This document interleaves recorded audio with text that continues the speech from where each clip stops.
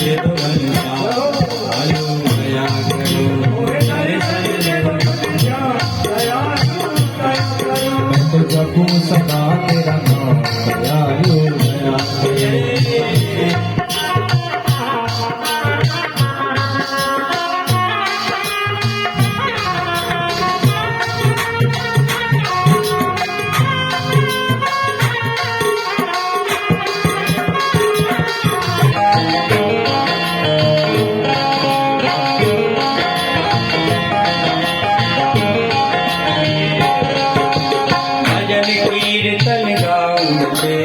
भजन कीर्तन गाऊं तेरा नित्य उठ नाम ध्यान में तेरा नित्य उठ नाम ध्यान में तेरा राधे कृष्ण सीताराम राधे कृष्ण सीताराम दयालु दयालु राधे कृष्ण सीताराम दयालु तो जपो सदा तेरा नाम दयालु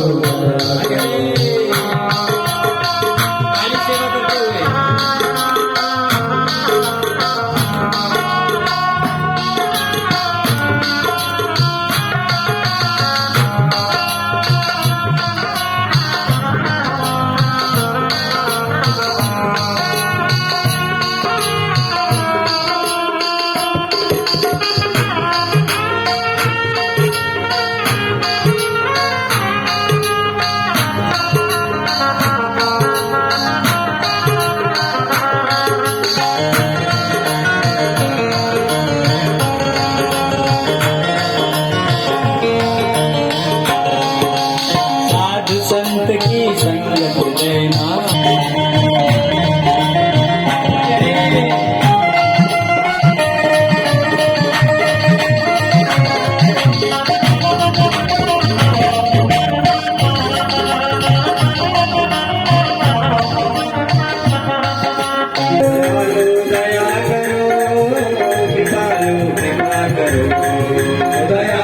दया करो कृपालु कृपा करो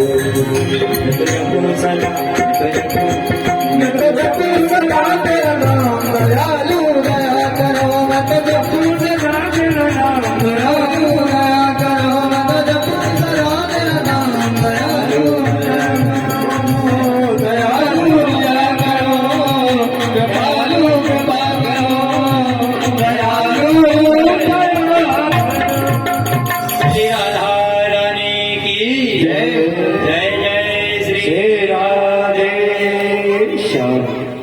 परम मंगलमय परात्परेश्वर पूर्ण पुरुषोत्तम नित्य निकुंज बिहारी वृंदावन बिहारी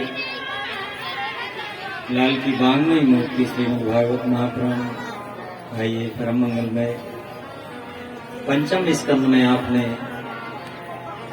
भूगोल खगोल का वर्णन श्रवण किया है और उसके पश्चात सुंदर 14 भुवन सप्तद्वीप नवखंडों का वर्णन करते हुए अनेक लोकों का वर्णन करते हुए नवग्रहों की कथा भी सुनाई। और सुखदेव जी कहते हैं राजन परीक्षित इन 14 भुवनों में नवखंडों में सप्तद्वीपों में मृत्यु लोक में वही भ्रमण करते हैं जिनको भगवत प्राप्ति नहीं होती या फिर जो और इन नरकों में वही जाते हैं जो गलत कार्य करते हैं गलत खान पान करते हैं गलत आचरण करते हैं गलत व्यवहार करते हैं। तामिस्रो रौरवो महारौरवः कुंभीपाकः कालसूत्रमसि पत्रवनं सूकरमुखम् अंधकूपः क्रमिभोजनः सन्दस्तप्तसूर्मि वज्रकण्टकशाल्मली वैतरणी पूयोधः प्राणरोधो विशनं लालाभक्षः सारमेयाधनमवीचिरयः पानमति। 28 नरक है। तामिस है, अंधतामिस है, रौरव है, महारौरव है, कुंभीपाक है, असी पत्रवन है, अक्षी पर्यावर्तन है। इन नरकों में भ्रमण करते हैं।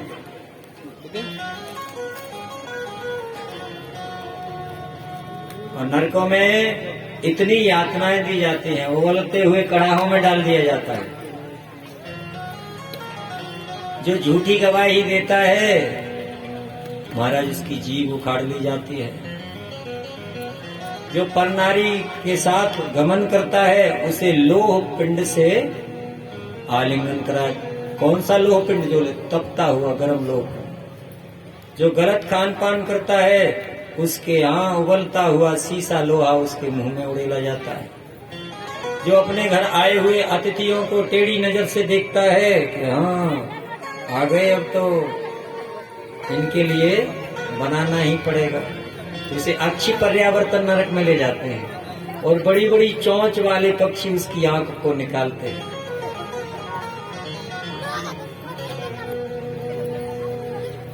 जो पशु पक्षियों को मार के खा जाता है, राम राम राम, उसको तो बड़े बड़े उबलते हुए कढ़ाई में पटक दिया जाता है, पकौड़े जैसा फूल जाता है, उबलता है तेल खौलते हुए तेल में, लेकिन मरता नहीं है। झूठी गवाही देना, झूठ बोलना, कम तौलना। जो पत्नी अपने पति की बात नहीं मानती है, जो अपने मन के अनुसार आचरण करती है, अपने पति से दुर्व्यवहार करती है, घोर नरक में जाती है। इसलिए पति पत्नी को धर्म का पालन करना चाहिए और साथ साथ रहना चाहिए, बोल चाल बंद नहीं करना चाहिए, एक दूसरे के समीप बैठना चाहिए। माताएं तो लक्ष्मी होती हैं, लक्ष्मी। महाराज खजाने की मालिक तो यही होती है। अगर माताएं खुश तो पूरा परिवार खुश। और हमारी जो माता जी हैं ये तो बहुत ही मंद मंद मुस्कुराती रहती है, क्या कहना, फूल से झरते रहते। हमारे परीक्षित जी महाराज का तो कहना ही क्या, बहुत गंभीर हैं। कथा कहाँ हो रही है, क्या हो रही है, कैसे हो रही है, किस दिशा में जा रही है। श्री वृंदावन बिहारी लाल की जय। हम भी दर्शन करते जाएं तो थोड़ा ऊंचा देखना पड़ेगा। श्री हरे नमः।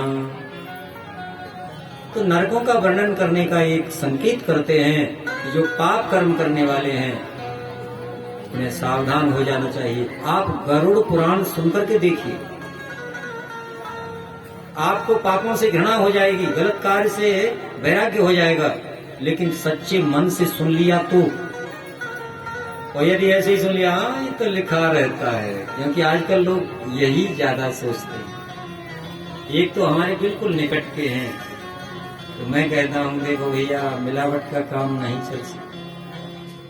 और किसी दुकान पे लिखा था यहाँ शुद्ध दूध मिलता है, वो पानी मिला के बेच रहे। तो मेरे से कह रहे महाराज शुद्ध तो कहीं मिलता ही नहीं है, बिना पानी मिलाए तो काम चलता ही नहीं। लेकिन किसके साथ चलेगा? धर्म के साथ चलेगा। आप यदि शुद्ध दूध कह के मिलावट करके पानी बेच दोगे, लेकिन यदि केवल पानी बेचना चाहोगे दूध के नाम पर, तो कोई लेने वाला नहीं है। इसलिए यह बात गांठ बांध लेना चाहिए कि संसार सत्य से चलता है और चल रहा है और चलता रहेगा, धर्म से चलता है। इसलिए जो सज्जन लोग हैं, अच्छे लोग हैं, सत्य का अवलंबन लेने वाले हैं, उनका सहयोग करना चाहिए, उनके मनोबल को बढ़ाना चाहिए, उनकी खिल्ली नहीं उड़ाना चाहिए, उनका अपमान नहीं करना चाहिए, उन्हें समाज में प्रतिष्ठा मिलना चाहिए। आज्ञा का पालन करती है उसे नरक में नहीं जाना पड़ता। श्री गोविंद भगवान की जय हो। जो गुरुजनों की सेवा करते हैं, तुलसी को जल देते हैं, सूर्य नारायण भगवान को जल देते हैं, गौ सेवा करते हैं और ऊंची आवाज में अपने बुजुर्गों का, माता पिता का कभी अपमान नहीं करते, वो उनके लिए तो स्वर्ग के दरवाजे खुले हैं, नरक में तो जा ही नहीं सकते। इसलिए अपने घर में, परिवार में ऐसा माहौल बनाएं कि सब प्रेम से रहें, शांति से रहें। कोई तो भक्ति के द्वारा, कोई ज्ञान के द्वारा, कोई भजन के द्वारा, कोई यज्ञ के द्वारा इन नरकों से पार होते हैं, लेकिन कोई कोई तो केवल भक्ति का से पार हो जाते हैं। हो गए भव से पार लेकर नाम तेरा। केचित केवलयावत्या वासुदेव पराष्ट सदाचारो दास्या संसर्ग दूषितः।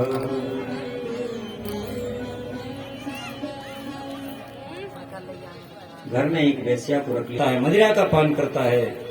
एक दिन की बात, कुछ संतों का आगमन यहाँ पर हुआ। देखो, हम किसी बात को छोटा समझ करके नहीं नजरअंदाज करें। कहा गया है एक छोटी सी भूल बड़ा कारण बन सकती है पतन का। कोई एक सेठ जी थे, उन्होंने एडवर्टाइजमेंट निकाला कि हमें मुनीम रखना है। वो परीक्षा लेते थे, कोई आता पूछते कोई व्यसन तो नहीं करते, कोई आदत तो नहीं है खराब, कोई खान पान गलत तो नहीं है। पूछते जाते तुम्हारी क्या क्वालिफिकेशन है, तुम्हारी क्या योग्यता है। बहुत समझदार थे, बुजुर्ग थे, अनुभवी थे। कोई कहता मैंने DCA BCA MCA किया, कोई कहता है BA किया, ये किया वो किया। कोई चाय पीने वाला निकलता तो कोई सिगरेट वाला निकलता तो कोई तंबाकू वाला निकलता। एक कोई सबको फेल करते जाते, बोले मेरे यहाँ काम नहीं कर सकते, मेरे यहाँ काम नहीं कर सकते। एक आया, उससे पूछा अच्छा तुम्हारा कोई व्यसन है क्या? बोले नहीं नहीं कुछ भी नहीं। अरे कुछ तो खाते पीते हो गए? बोले हाँ इलायची खाता हूँ, इलायची। सेठ जी ने कहा इलायची खाना क्या? लेकिन सेठ जी ने बात को पकड़ा, इलायची कब खाते हो? तो कहने लगा महाराज जब मेरा जी मिचलाता है तो खाता हूँ। सेठ जी का माथा ठनका, जी मिचलाता है तब खाते हो? अच्छा तो तुम्हारा जी कब मिचलाता है? हाँ हाँ हंसते हुए कहने लगा तुम्हारा जब ज्यादा पी लेता हूँ जब। तेरी सेठ जी ने कहा अरे राम राम, अच्छा तो तुम पीते हो? ना ना ना वो वैसे नहीं, वो फोपट की मिल जाती है तो। अब तो सेठ जी ने कहा फोपट की भी मिलती है क्या? बोले हाँ हाँ वो महाराज का बाई चांस महीने में 2 महीने में जब कहीं डाका डाल लेते हैं तो। अरे राम राम राम, डाका भी डालता है? अरे महाराज वो डाका तो डालना पड़ता है ना, वो वहां जाता हूँ। बोले कहाँ जाते हो? बोले कोठे पर जाना पड़ता है। राम राम राम, एक छोटी सी बात के पीछे कितना बड़ा रहस्य निकला। इसलिए माता पिता को हम देखते हैं, छोटा सा बच्चा जब कुछ गंदगी पर हाथ डालता है या कुछ गलत बात बोलता है तो उसको डांट देते हैं। क्या करते हो गंदी बात में? क्या करते हो? मिट्टी में मत खेलो, क्यों ऐसे मत बोलो, इनके पांव छुओ। तो माता पिता बचपन से ही संस्कार देते हैं। कहा गया है spark of neglect burn your house. एक छोटी सी गलती तुम्हारे जीवन को बर्बाद कर सकती है, इसलिए सावधान रहना चाहिए। श्री वृंदावन बिहारी जय। इसमें रख लो सारे। श्री सुखदेव जी वर्णन करते हैं राजन परीक्षित, दूसरे की खिल्ली उड़ाने वाले, हंसने वाले, आजकल की भाषा में टोंट कसने वाले।